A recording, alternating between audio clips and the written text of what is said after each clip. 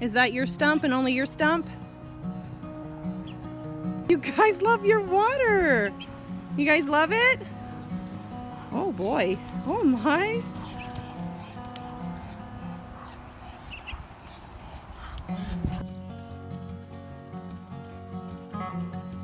I don't know if you guys can see this, but you can tell there's compost in our garden. Look at all the steam coming off of it after the sun's getting on it and the snow's melted. You can tell there is some heat going on in there. So you guys can tell like the snow's already gone. Last night we were doing our trudging up and down to see if Willow was going to go in labor, and of course you guys saw that video, so you know she waited for me to go to work. But it just looks so weird because back here in these woods behind me you can still see some white from the snow hanging onto the branches, but then in the front of the tree line here where it's thawed, it just has got like this stark vibrant green like against white. It's really surreal feeling. So I'm just kind of going around and taking in the sights and looking at our gardens, and because this is where we'll be here next. We're still getting ready to go headlong into the rest of our kidding season, but it looks like out of 11 we've had 4 kids, so I still have 7. I'm not at the halfway mark yet, but I'll be there pretty close. You like the snow cone on the plants? Do we have Muscovy today? Mama? Isn't that pretty, Mama? Are we getting kind of close? Am I exasperating you with all my questions? Okay. I'm hoping really soon. I don't have like a for sure date when she started setting her eggs, so I kind of am just like guessing. The first time I noticed like, hey, you've been on there for the last 2 or 3 days. Poor daffodils. You guys like the honeysuckle Daddy brought over here for you? Using it to scratch and nibble in there. Would you like some? You take it from me? That'd be a big step if you did. I didn't think so. Here, Mama. Here. Is it right there for you? Maybe if we realize that I'm not bad. Oh, yay! Thank you! I'll get you more. It's maybe the way to get to your heart. Through your stomach. Here you go. Good job. Oh my God, look at her face. You're just the cutest. You're just the cutest. Oh. It seems crazy, and it kind of is to think that these babies in here were just born about a week and a half ago, but it's time to upgrade their digs. So we're going to be moving them from the kidding stalls that I've put them in, and I'm going to be moving them to more of a communal run so that the 2 adults can kind of figure out who's boss again, even though they were neighbored next to one another. And so babies can get to play with one another and do all the cute things that baby goats do, which is use those jumpy sticks of theirs that we call hooks.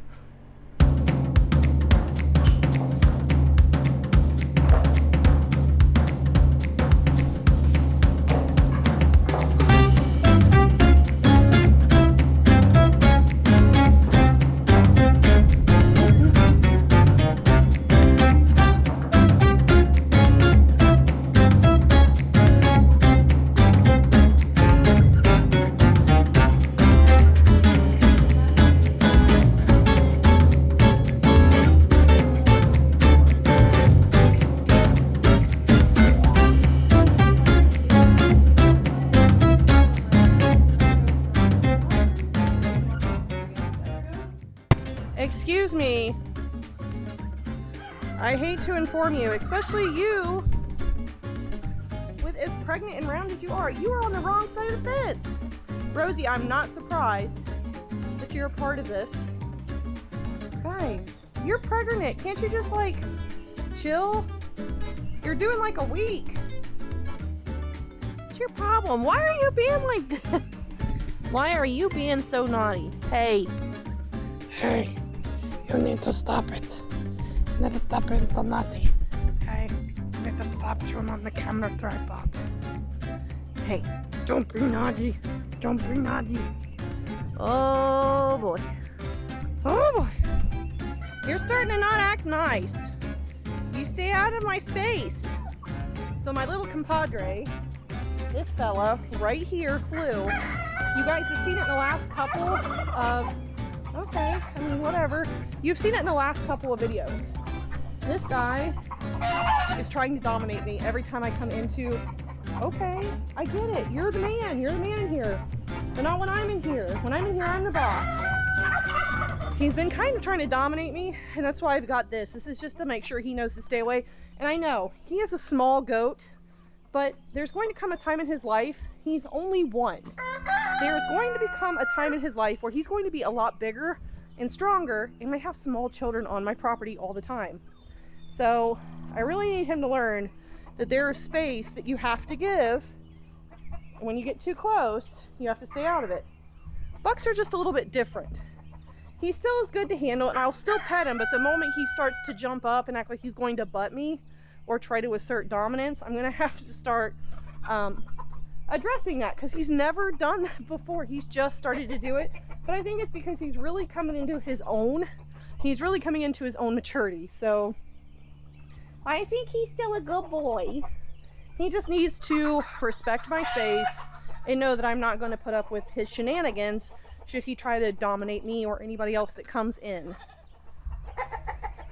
You know, he wants to let his ladies know he's still hot stuff. We can be friends. We can be friends, but you can't rear up. We can be friends, but you can't rear up. You can't be mean. You can't be, no. I don't like that either, okay? You can't be mean. You can't be mean to me. Okay, hey, no. Follow. No. No.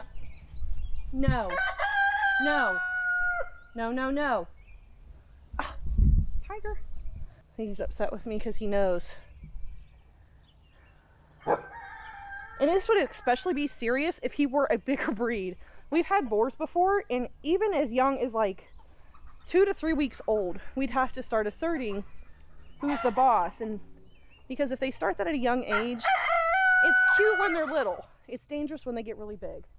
Since these are a mini breed, it's not really too terrible, but I mean, he's still very capable of hurting me by ramming me or butting me or jumping at me or even just kicking his hooves out at my face. I see you. So this weekend has absolutely been a weekend of moving. We're moving animals. We're moving lots of animals. So I've been moving all of my does that have kidded into a more community pen to let those does figure out amongst themselves who's queen, who's top dog, and who's at the bottom of the pack. And we even had to remove kids a little bit for it because it was getting a little bit hairy. Roll the clips. I love my goats, and my goats' social structure is really amazing to observe.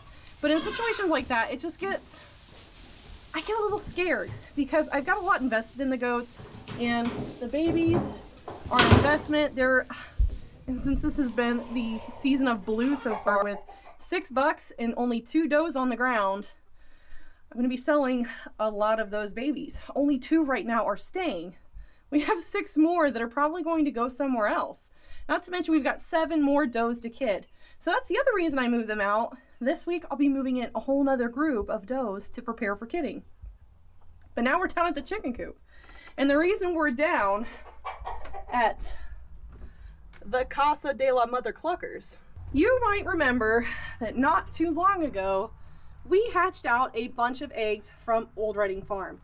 And the update on those chicks is that they're super colorful, they're very healthy, and they're getting way too big for the brooder. So I've got a transitional pen set up in my coop to help that small flock integrate in with my bigger, more established adult flock. Here's what I'm going to be putting them in. And if that weren't all, look at the newest occurrence out here.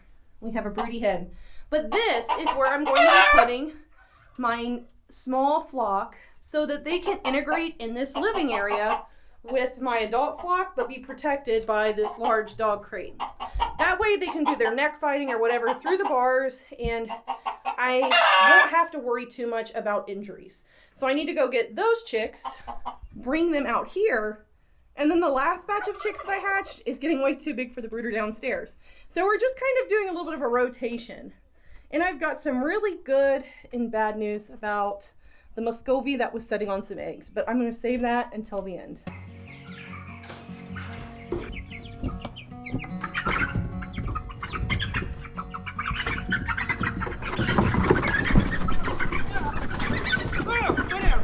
Easy, easy, easy.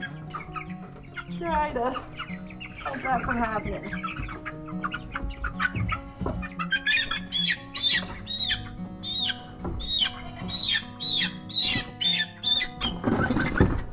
Oh, really?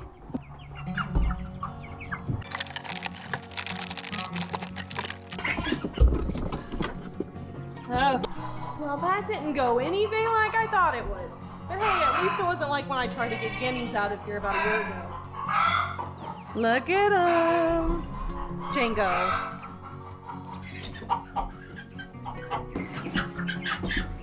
Django, get out of here. I could have sworn there were 7 in there. And there's only 6 in here. So I think when they did their whole flight thing, you know, they'll flappy flap. But I had one escape, so I need to go find it because I worry about them when they don't know their surroundings. They've only known brooders. They know nothing about the great wide world. There it is. Caught it midair. You're okay. It's okay. It's all right. Just chill. It's all right. It's okay. We'll go take you with your friends. I'm just really glad I found you. I'm really glad I found you. It's all right. It's all right. I'm so scared. You know, I really shouldn't find this too surprising. You guys remember when I was moving them from the old brooder to the new brooder? Well, the one that kept getting away from me was this chick. You're just keeping up your track record, huh? I'm gonna be batting 1,000. Fine. Look, there's your friends. Well, they are none too happy. You guys can see they're in here. I just gotta get them some water, and that's that. The chickens are done being moved. I don't know what else to tell you guys. It was anticlimactic. So, are we going to hatch more chicks? The short answer to that is no, not in the incubator, but you guys saw, it looks like there's a hen in my coop that's already working on that for me. But the bad thing about this is that I'm over what I can support population-wise for chickens. I have too many roosters, and with these chicks, I'll probably have a lot of roosters because I mostly want hens, especially for the salmon faverals that I hatched out. So yeah, I will be looking to downsize my flock a little bit. And I know some people are like, well, you have all that acreage and this. Yeah, but then sometimes chickens don't like to go over the whole 13 acres. They like to stay within their specific areas of comfort. And they like to dig up my flower beds. So, which isn't really a big deal. They usually take care of a lot of the really bad bugs, but they don't go and span across all of our acreage, and especially because we have hawk problems. So they tend to stay pretty close, but the fact that they stay pretty close means that they're all kind of concentrated in one area. And that's not really good for them. It's not really good for the ground that they're on. And yeah, sometimes you just have to balance it out. You can't keep every animal that comes onto your farm or your homestead, because really when it comes down to it, that's just not very economical. Don't get me wrong, I love all of the animals on our farm. I love all of the goats, the turkeys, sometimes when they're not pooping where I will ultimately step in it. I love my donkeys, I love the chickens, I love the ducks, I love all of them. But there does come a time where you have to be really responsible about the populations that you're creating within your own property and seeing what is sustainable and what's not sustainable. And for the chickens, we are quickly approaching a point in their population where they're a little unbalanced when it comes to rooster and hen ratios. And it's just not economical. It's not sustainable. So I really need to make some tough choices But the good thing about that is that I can have starter packs for other people that want to get into the great wide world of poultry keeping. Mama, you're a true mama now. Look at them babies. Oh my gosh. Look how many colors. Hello. I am so happy to see you guys all moving around. I know, Mama. I'm not going to hurt them, I promise. Look at them babies. So, as you guys can see, our Muscovy mama had her babies. And we were really excited when that happened. But the bad news about that is they started to hatch in the morning. And Mark sent me a message and FaceTimed me to show me that we had a bunch of new Muscovlings. And I was really excited. I came home and I was getting ready to move them and was just getting a couple things together. And Mark came back and said, hey, there's some missing. And then we noticed that some of the ducklings were dead.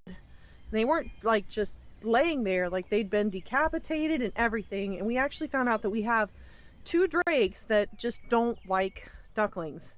And it's our fault for not separating them sooner. But Mama had been on them all day and we were actually getting ready to separate when I came home. But I guess the drakes just wanted to get at them a little bit quicker than I could get to them. So we ended up losing 5 in the course of 2 minutes. They went through and killed 5. It was pretty brutal. It was nothing that I ever expected to see happen with the Muscovy ducks, but come to find it's not uncommon for drakes to do that. So we have one mama that's due in about a week or 2 and another that's probably got another 4 weeks. So we'll just have to make sure that we set them aside or separate the males into a different pen while the females are hatching them out. And we're getting ready to move those that hatched back in because it's been 2 weeks since they've hatched. So they should be big enough and strong enough and quick enough to get away from the drakes if they tried to progress and do anything against them. So some drakes aren't like that. Not all drakes do that, but these 2 drakes apparently are aggressive towards ducklings. So you win some, you lose some, and you learn along the way. All right, guys, I think that's going to do it for our farm update. I know it's been a long one, but there's been a lot going on. But we've got a lot more coming too. It's almost time to start planning. There's more baby goats coming. The bees have been doing some crazy stuff that you guys will see here in the next couple of videos. And it's just all around that busy season of spring on a farm. So guys, I hope you enjoyed the video today. If you did, let me know by dropping me a like, leaving me a comment, and subscribing. It helps us out a whole bunch and lets YouTube know that you like us. So until next time, make sure you're all staying healthy out there and being kind to one another. Bye, y'all. They're getting big. They're a week old now. You guys are getting big. You're only a week old now. How neat. Oh my goodness. Beep, beep, beep, beep, beep, beep, beep.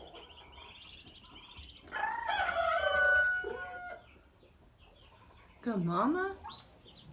You're all right.